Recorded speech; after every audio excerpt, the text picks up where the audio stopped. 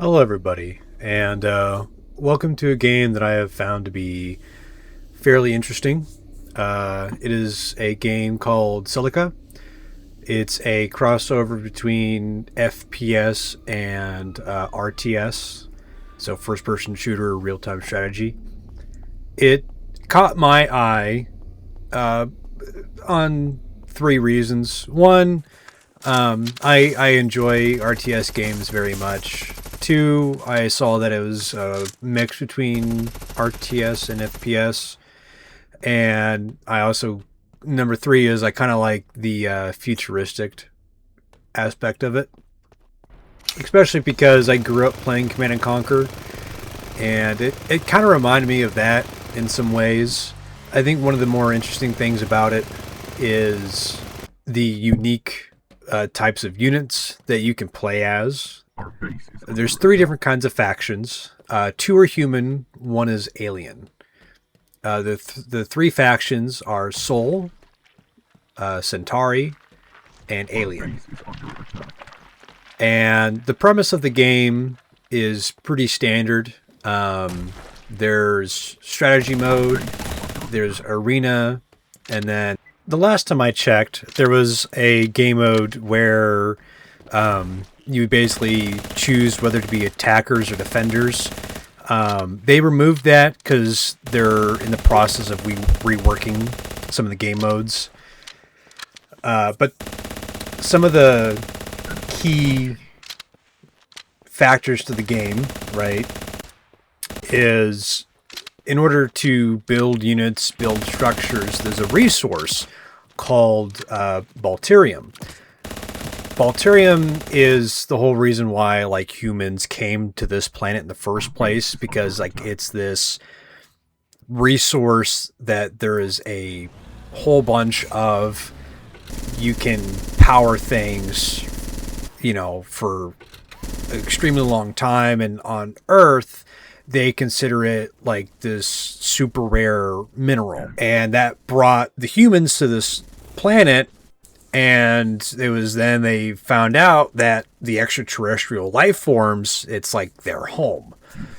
So it's kind of a mix between like Command and Conquer, StarCraft, and like Call to Arms, where, you know, there's the FPS, RTS take of it with, you know, the base building aspects and like the futuristic weaponry and the human factions that, you know, kind of meld between Command and Conquer and StarCraft 2.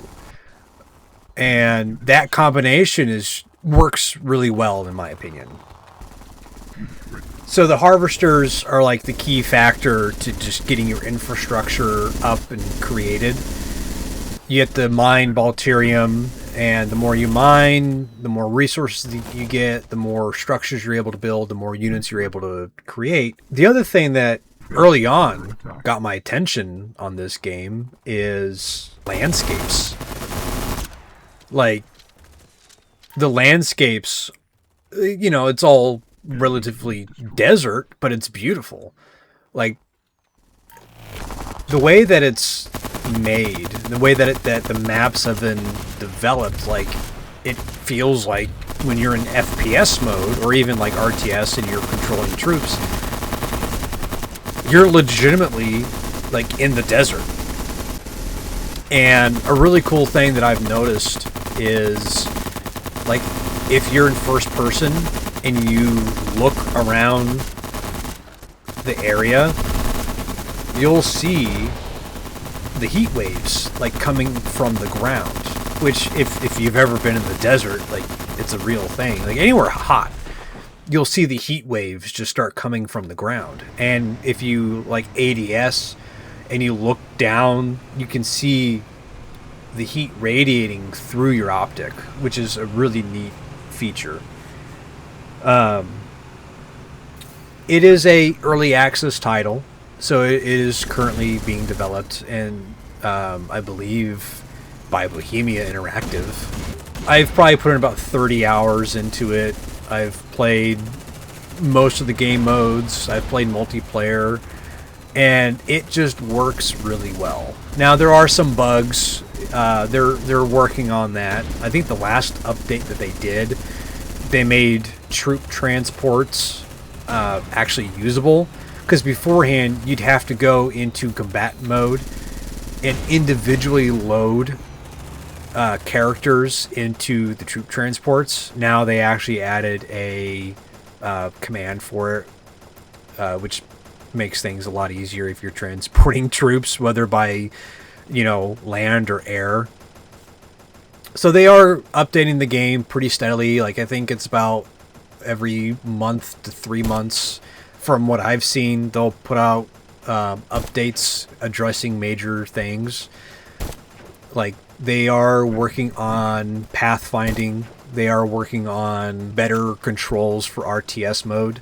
The multiplayer is a rather unique experience. It's done differently, in my experience, than any other like RTS game. They have 2 different ways that you can play.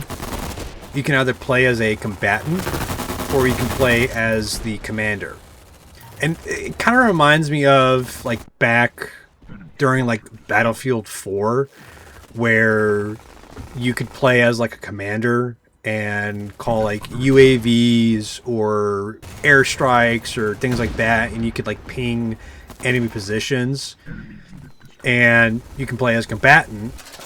So playing as the commander, you have full ability to play RTS mode. So you're in charge of building, up bases. You're in charge of, making more units, things like that. And then playing as a combatant, you're strictly playing first person. You can go anywhere you want on the map. You can take over vehicles, which I think is a pretty cool feature. So there's a lot to do in the game, plus or minus a few things. I've really enjoyed it, and I think it's been worth my time. And if you're into these kinds of games, check it out. And if you want me to show full gameplay of this, let me know. It is about 30 to 60 minutes for full gameplay.